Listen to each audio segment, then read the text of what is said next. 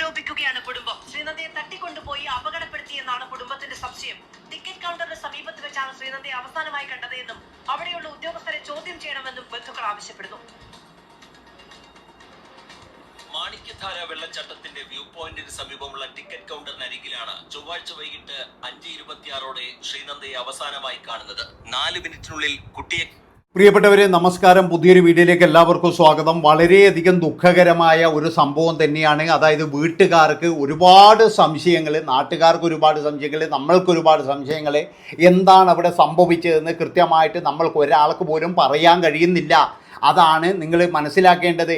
ഇപ്പോഴൊരു ബന്ധു പറയുന്നത് എന്താ, അവിടെയൊക്കെ ഞങ്ങൾ അന്വേഷിച്ചതാണ്, അവിടെ അന്വേഷിച്ചപ്പോൾ അങ്ങനെയൊരു സംഭവം അവിടെ ഇല്ലായിരുന്നു, പിന്നെ എങ്ങനെയാണ് അവിടെ വന്നത്, അതുപോലെ തന്നെ മോതിരം കാണുന്നില്ല, പിന്നെ 4 ദിവസത്തെ പഴക്കമില്ല മൃതദേഹത്തിന്, ഇങ്ങനെയുള്ള ഒരുപാട് സംശയങ്ങളും കാര്യങ്ങളൊക്കെ വരികയാണ്.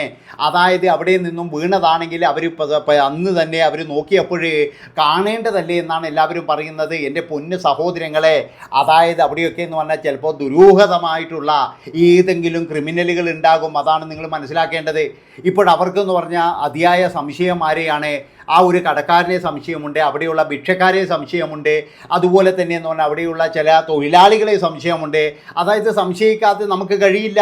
അന്യദേശത്ത് നിന്നും വന്നവരാണെന്ന് കണ്ടു കഴിഞ്ഞാൽ ഇവരൊക്കെ എന്ന് പറഞ്ഞാൽ ചില ആൾക്കാരൊക്കെ ചില സ്ഥലങ്ങളിലൊക്കെ പോയി കഴിഞ്ഞാൽ വളരെ മോശമായിട്ട് തന്നെയാണ് പെരുമാറുന്നത്. പ്രത്യേകിച്ചെന്ന് പറഞ്ഞാൽ നമ്മുടെ മലയാളികൾക്ക് നമുക്ക് എല്ലാവർക്കും അറിയുന്ന കാര്യമാണ്. അതുകൊണ്ട് തന്നെ ഇങ്ങനെയുള്ള സ്ഥലങ്ങൾ തിരഞ്ഞെടുക്കുമ്പോൾ നമ്മൾ വളരെയധികം സൂക്ഷിക്കണം. നമ്മൾക്ക് കിട്ടിയതൊന്നും പോരെ, നമ്മൾ എത്രമാത്രം സംഭവങ്ങളാണ് ഓരോ ദിവസവും പത്രമാധ്യമങ്ങളിലൂടെയും അതുപോലെ തന്നെ എന്ന് പറഞ്ഞാൽ നമ്മൾ അറിയുന്നത്. അതായത് അവിടെയൊന്നും പോയി കഴിഞ്ഞാൽ വലിയ സഹായങ്ങൾ പോലും കിട്ടത്തില്ല. ഇന്ന് അച്ഛനും അമ്മയും അതുപോലെ ബന്ധപ്പെട്ടവരൊക്കെ വേദനയോടുകൂടി പറയുന്നൊരു കാര്യമുണ്ട്. അതായത് അവിടെ തെരച്ചിൽ നടത്താൻ പോലും ഒരാൾ പോലും സഹായം പോലും കൊടുത്തില്ല, സഹായിക്കുകകൂടി ചെയ്തില്ല. എല്ലാവരും നോക്കി നിൽക്കുക മാത്രമാണ് ചെയ്തത് എന്ന്. അത്രയേ നമ്മൾ പ്രതീക്ഷിക്കണ്ടോ? നമ്മളൊന്നും പ്രതീക്ഷിക്കണ്ട. നമ്മളെ നാട് വിട്ട് കഴിഞ്ഞാൽ പിന്നെ നമ്മൾ ഒരു കാര്യവും പ്രതീക്ഷിക്കേണ്ട.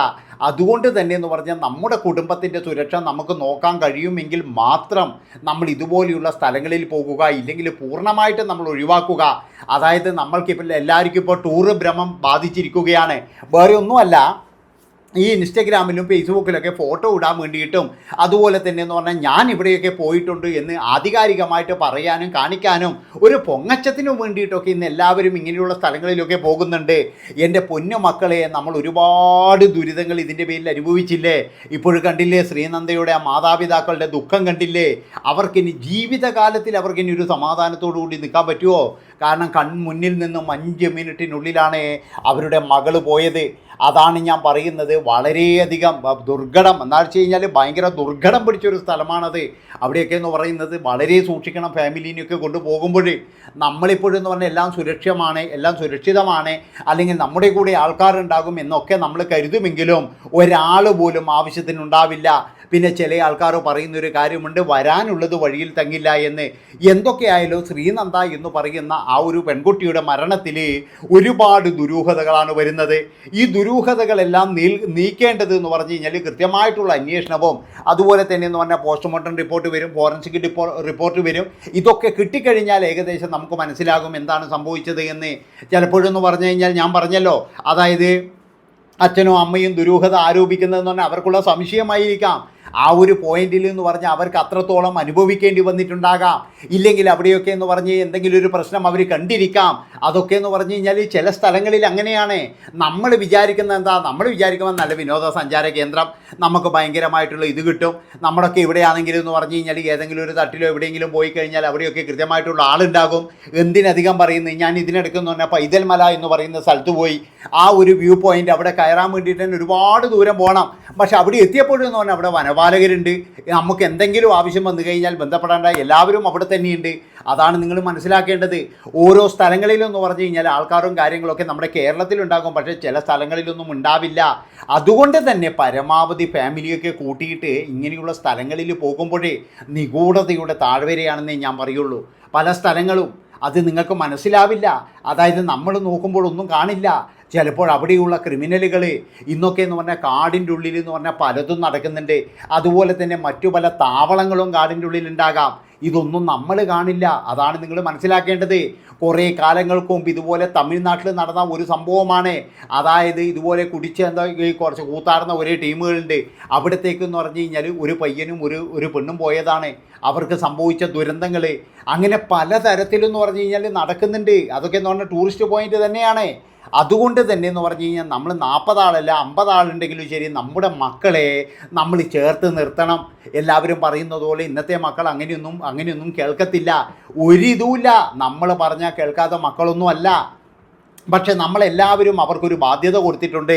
എന്താണെന്ന് വെച്ചാൽ പണ്ടത്തെ കാലമല്ലല്ലോ മക്കളെ എന്നുള്ള ബാധ്യത. അതുകൊണ്ട് ശ്രീനന്ദയെ ഓർത്തെങ്കിലും, അതായത് ശ്രീനന്ദയുടെ മാതാപിതാക്കളുടെ ദുഃഖം ഓർത്തെങ്കിലും ഇനിയെങ്കിലും പോകുന്നവരെ നമ്മുടെ പൈസയുടെ തെമ്മളപ്പ് കാണിക്കാതിരിക്കുക. അതായത് നിങ്ങൾക്ക് വലിയ തുകകൾ മുടക്കി ഇങ്ങനെയുള്ള സ്ഥലത്ത് പോകുമ്പോഴേ നിങ്ങളുടെ ജീവൻ എത്രത്തോളം ഭീഷണിയാണ് ആ ഒരു സ്ഥലം. അല്ലെങ്കിൽ നിങ്ങൾക്ക് ജീവൻ തിരിച്ചു കിട്ടുമോ, അല്ലെങ്കിൽ നിങ്ങൾക്ക് എന്തെങ്കിലും ഒരു അത്യാഹിതം സംഭവിച്ചു കഴിഞ്ഞാൽ സഹായിക്കാൻ ആരെങ്കിലും ഉണ്ടാകുമോ? ഒരു കുഞ്ഞുപോലും ഉണ്ടാവില്ല മക്കളെ. അതാണ് നിങ്ങൾ മനസ്സിലാക്കേണ്ടത്. ജീവൻ പണയപ്പെടുത്തി നമ്മളെ രക്ഷിക്കുന്ന ആൾക്കാരൊക്കെ ഉണ്ടാകും. എവിടെയെന്നറിയാം? നമ്മുടെ നാട്ടിൽ മാത്രം, അല്ലാതെ വേറെ എവിടെയും നമുക്ക് വേണ്ടിയിട്ട് ജീവൻ കളയാൻ ഒരു വ്യക്തി പോലും ഉണ്ടാവില്ല. അതുകൊണ്ട് ശ്രീനന്ദയുടെ മരണത്തിൽ എന്ന് പറഞ്ഞാൽ ഉണ്ടായ ദുരൂഹതകൾ എന്താണെന്ന് വെച്ച് കഴിഞ്ഞാൽ നമുക്കറിയണം, അറിഞ്ഞേ തീരൂ. കാരണം ആ കുട്ടിക്ക് എന്താണ് സംഭവിച്ചത്? 5 മിനിറ്റിനുള്ളിൽ സംഭവിച്ചു എന്ന് പറയുന്നു. അതുമാത്രവുമല്ല, ഒരു കൂട്ടുകാരി വന്ന് പറയുകയാണ് ഞാൻ സെൽഫി എടുത്തിരുന്നു, അത് കഴിഞ്ഞതിന് ശേഷം കാണുന്നില്ല എന്ന്. ഒരു പക്ഷേ ആ കൂട്ടുകാരിയെ തന്നെ ചോദ്യം ചെയ്തു കഴിഞ്ഞാൽ ഒരു പക്ഷേ കൃത്യമായിട്ടുള്ള ചിലപ്പോൾ വിവരങ്ങളൊക്കെ കിട്ടും. കാരണം ചില കുട്ടികൾ അങ്ങനെയാണ്, വീഴുന്നത് കണ്ടു കഴിഞ്ഞാൽ ഭയന്നിട്ട് ചിലപ്പോൾ ഓടി ഒളിച്ചു എന്ന് വരും. എന്താണെന്ന് വെച്ചാൽ ഇതിൻ്റെ പുറകെ തൂങ്ങാൻ കഴിയില്ല, അല്ലെങ്കിൽ ഞാൻ ഒരുപാട് സമാധാനം പറയേണ്ടി വരും എന്നുള്ള ഭയമുണ്ടോ? അതൊക്കെ എന്ന് പറഞ്ഞ് അന്വേഷിക്കേണ്ടിയിരിക്കുന്നു. ഇനി അപകടം തന്നെയാണോ സംഭവിച്ചത്? അങ്ങനെയാണെങ്കിൽ ഈ 40 ആൾ മാത്രമല്ലല്ലോ അവിടെ ഉള്ളത്. അവിടെ എന്ന് പറഞ്ഞാൽ പല ആൾക്കാരുമില്ലേ? എന്തുകൊണ്ട് അവരുടെയൊന്നും കണ്ണിൽപ്പെട്ടില്ല? ഇല്ലെങ്കിൽ ഒരു കരച്ചിലെങ്കിലും ഉണ്ടാവില്ലേ? നമ്മളിപ്പോഴെന്ന് പറഞ്ഞു കഴിഞ്ഞാൽ, ഇപ്പോൾ പണ്ട് എന്ന് പറഞ്ഞാൽ ഗോവിന്ദച്ചാമി എന്ന് പറയുന്ന ഒരു വ്യക്തി, സൗമ്യ എന്ന് പറയുന്ന ആ ഒരു യുവതിയെ അവരെ ട്രെയിനിൽ നിന്നും വലിച്ചിട്ടപ്പോൾ വരെ ഒരു കരച്ചിൽ കേട്ടു എന്ന് എല്ലാവരും പറയുന്നുണ്ട്. അതുപോലെ ഒരു കരച്ചിലെങ്കിലും കേൾക്കാതിരിക്കുമോ? ആ കരച്ചിൽ കേൾക്കുമ്പോൾ തന്നെ ആ മാതാവ് അറിയില്ലേ? അതാണ് നിങ്ങൾ മനസ്സിലാക്കേണ്ടത്. ഏത് കുട്ടിയുടെ കരച്ചിലാണെങ്കിലും ഒരു മാതാവാണെങ്കിൽ അവരറിയും അത്. അതെന്ന് പറഞ്ഞാൽ ശ്രീനന്ദയുടെ മാതാവ് മാത്രമാകണമെന്നില്ല. അവിടെയുള്ള പല മാതാപിതാക്കളുടെ അവരൊക്കെ അറിയും തൻ്റെ കുട്ടിയാണോ എന്നുള്ളൊരു ആദ്യം അവർക്കുണ്ടാകും. അതുകൊണ്ടാണ് പറയുന്നത് അവിടെയുള്ള കടക്കാരെയും മറ്റുള്ളവരെയും ചോദ്യം ചെയ്യേണ്ടതായിരുന്നു. ഇനി ഇവർ പണ്ട് മുതലേ ഇങ്ങനെയുള്ള എന്തെങ്കിലും തരത്തിലുള്ള കുറ്റകൃത്യങ്ങൾ ഉണ്ടായിട്ടുണ്ടോ, ഇതിന് മുന്നേ അവിടെ എന്തെങ്കിലും ഉണ്ടായിട്ടുണ്ടോ എന്നുള്ളതൊക്കെ അന്വേഷിക്കേണ്ടിയിരിക്കുന്നു. അതാണ് നിങ്ങൾ മനസ്സിലാക്കേണ്ടത്. അപ്പോൾ ഇന്നിപ്പോൾ അവിടെ പോയിട്ട് വരുന്ന മാധ്യമപ്രവർത്തകരും പിന്നെയെന്ന് പറഞ്ഞു കഴിഞ്ഞാൽ അവിടെയുള്ള എന്താണ് ഇവരുടെ ബന്ധുക്കളും അതുപോലെ ഇവരുടെ കൂടെ പോയവർ എല്ലാവരും പറയുന്നത് ഒരു വലിയ ദുരൂഹതയാണ്. 5 മിനിറ്റിനുള്ളിൽ ശ്രീനന്ദയ്ക്ക് എന്താണ് സംഭവിച്ചത്? അതുപോലെ തന്നെ എന്ന് പറഞ്ഞാൽ സ്വർണ്ണ മോതിരം എവിടെ, എന്തുകൊണ്ടാണ് ഈ തെരച്ചിൽ നടത്തിയിട്ടും അന്ന് അവിടെ കാണാഞ്ഞത്? 4 ദിവസത്തെ പഴക്കമില്ല എന്ന് പറയുന്നത് എന്തുകൊണ്ടാണ് എന്നുള്ള കാര്യങ്ങളിലൊക്കെ എന്ന് പറഞ്ഞാൽ ഒരുപാട് ദുരൂഹതകളുണ്ട്. അതൊക്കെ എന്ന് പറഞ്ഞു കഴിഞ്ഞാൽ പുറത്ത് വന്നേ മതിയാവും. നമ്മളിതെന്ന് പറഞ്ഞാൽ ആരെയും തോപ്പിക്കാൻ വേണ്ടിയിട്ടോ അല്ലെങ്കിൽ മറ്റൊരു സ്ഥലത്തെ നമ്മൾ മോശപ്പെടുത്താൻ വേണ്ടിയിട്ടോ പറയുന്നതല്ല. പക്ഷേ ഒരു സ്ഥലത്ത് പോകുമ്പോഴേ അവിടെ ടിക്കറ്റും കാര്യങ്ങളൊക്കെ ഉണ്ടെങ്കിൽ അവിടുത്തെ അധികാരികൾക്കായിരിക്കണം പൂർണ്ണമായിട്ടുള്ള ഉത്തരവാദിത്തം. അവിടെയുള്ള അധികാരികളായ ഈ ടിക്കറ്റ് കൗണ്ടർ പോലെയുള്ള അവരെ പോലും സംശയത്തിൻ്റെ മുൾമുനയിൽ നിർത്തുന്നതാണെങ്കിൽ അതൊരു വലിയ പ്രശ്നം തന്നെയാണ്. അതുകൊണ്ടാണ് ഞാൻ പറയുന്നത് ഇതിൻ്റെ ദുരൂഹത നീക്കിയില്ലെങ്കിൽ ഒരുപാട് പേര് ഇനിയും ഇതിൻ്റെ ഇരയാകും എന്നാണ് എനിക്ക് പറയാനുള്ളത്. മനുഷ്യന്മാരെങ്ങനെയാണ് സൈക്കോ ആകുമെന്നൊന്നും പറയാൻ പറ്റൂല. അതായത് ചിലപ്പോൾ നല്ല രീതിയിൽ നടക്കുന്നവനായിരിക്കും, ഓനൊക്കെ എന്ന് പറഞ്ഞാൽ കൊടും വിഷവും കൊടും സൈക്കോയും ആയിരിക്കും. അതാണ് നിങ്ങൾ മനസ്സിലാക്കേണ്ടത്. ഏതായാലും നമുക്ക് അടുത്ത വീഡിയോയുമായിട്ട് വരാം. നന്ദി, നമസ്കാരം.